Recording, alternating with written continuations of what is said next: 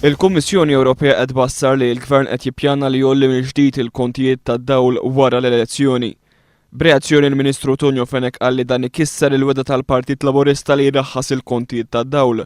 Fuq il-Breakfast News ta' One il-kellim ewlieni Laburista Carmen Novella deskriva r-reazzjoni tal-Ministru Fenech bħala ingann għalli xażel li jaħbi l-verità. Però l-ikbar ħaġa li ħebba illi dan rapport qed isemmi wkoll illi il-kontijiet tad-dawl u l-ilma qed jifforkastja li se jkomplu jogħlew.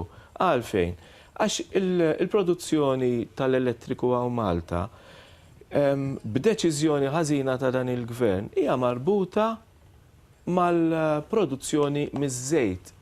U jekk naturalment iż-żejt ikompli jogħla il-produzzjoni, il-cost of production se tkompli titla'. Vella qal li tbassir tal-Kummissjoni Ewropea huwa bbażat fuq id-deċiżjonijiet żbaljati ta' Gonzi PN fosthom dik li jmur għall-power station li taħdem bil-heavy fuel oil.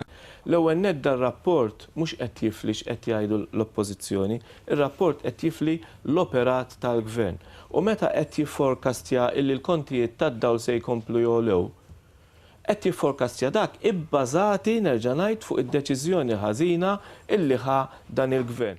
Carmen Novella qal li l-Gvern qed jipproduċi l-elettriku bi prezzoli u spiċċa jkollu joħroġ is-sussidji. Il-Partit Laburista jemmen li pajjiżna għandu jażel mill-ewwel li jipproduċi elettriku bi prezz irħas.